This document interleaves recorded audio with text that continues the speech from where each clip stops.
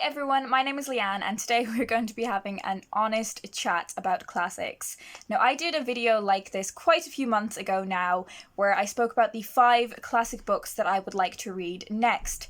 I was planning on reading one of those books each month, and that hasn't happened, but I have read all 5 of those books now, so I'm very pleased. So I thought it was about time that I showed you the next 5 classic books that I would like to read.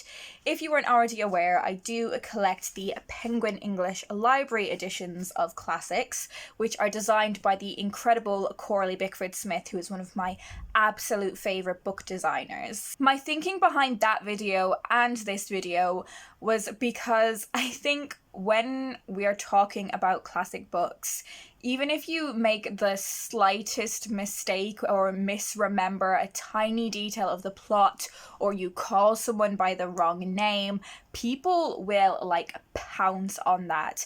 And it is part of I think this snobbery that there is around classics, that if you don't remember every tiny little detail exactly, then you're obviously just faking it. And honestly, it just completely does my head in. I think it leads to this kind of pressure for people when they are talking about classic books to make sure they Google every single fact and make sure everything they say is 100% right. And I can't be arsed. I feel if you got the name of a character mixed up when talking about a contemporary novel, people wouldn't care. But as soon as it comes to a classic, people suddenly take it as a sign that you didn't actually read the book. I found myself around a year ago when I was hauling classic books, really Googling them and finding out lots of details about them to be able to tell you guys about them in hauls or TBRs. When really, there's no reason I would know anything about these books. I haven't read them yet. So I'm going to be completely honest about how I feel going into them, whether I'm intimidated by any of them, whether I have any preconceptions about them or anything like that. So the first book on this list is The Secret Agent by Joseph Conrad.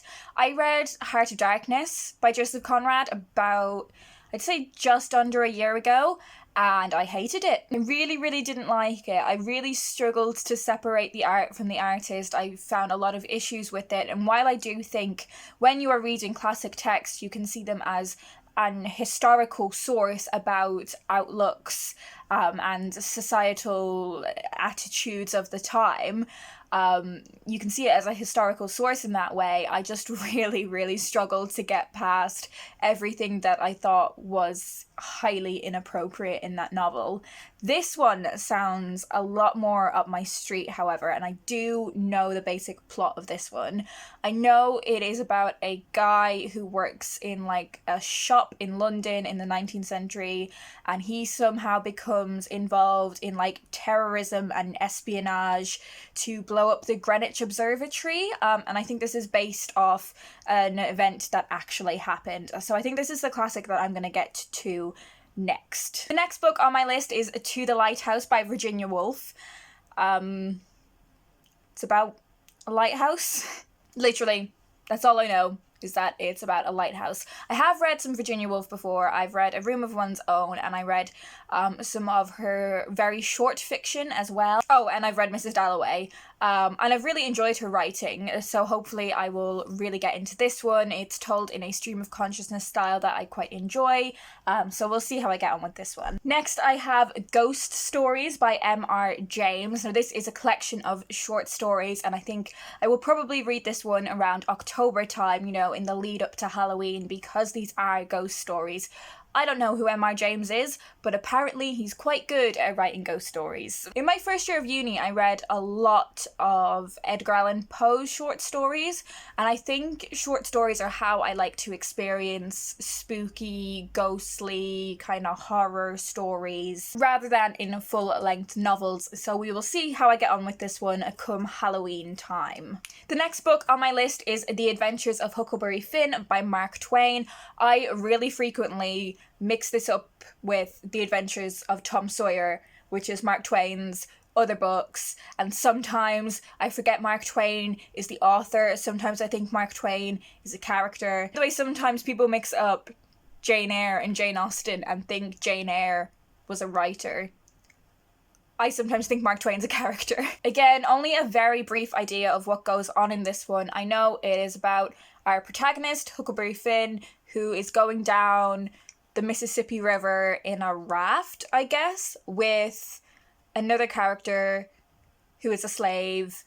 I think I did a 20th century American literature module when I was at university, and I read like Faulkner and Hemingway. I've also read a bit of like Toni Morrison. I've read F. Scott Fitzgerald. So all of these like 20th century American writers. I have mixed opinions across all those different authors that I've just listed, but I think it would be really interesting to read an American classic that is from the 19th century, because I think it just gives an idea of the history of American writing. And I think a few of those really well-known American writers like Hemingway and Faulkner are responding to books like this. I think it'll be really interesting to position this book within that literary history that I have somewhat of an idea of. And the final classic I'm going to talk to you about today is Elizabeth and Her German Garden by Elizabeth von Arnim. This is a very short one, which I'm very much looking forward to. All I really know about this book is that it is like semi-autobiographical, and it's about a woman having a jolly good time in her garden. I've heard that it's just like a really nice, pleasant read, and I think that's great when people feel intimidated by classics. You know, this one seems like a really pleasant one. It's quite short, so I'm really looking forward to trying out this one. It seems like it's going to deal with a lot of themes that I'm quite interested in. So that's it. These are the 5 classics I would like to read next. I am going to try and read at least one a month, but no promises. We'll see how we get on. Do let me know down in a comment if you've read any of these books and tell me what you thought of them. Are there any where you're like, do you know what, Leanne, I think you're really gonna like this one? Or even if there's some that you think, oh, Leanne, I don't know if this book is for you, I don't mind hearing that at all. I think that's really, it's one of the things that I really enjoy about doing a video like this, is figuring out what my preconceptions about something is before going into it. Give this video a like if you think this is a good idea for a video series, because people responded really well to the first one I did a few months ago, and if when I get through these 5 books you want me to do another one, it would be really great to know that. Anyways, that's all I'm going to talk about today. I hope you guys are doing well, and I will talk to you in my next video.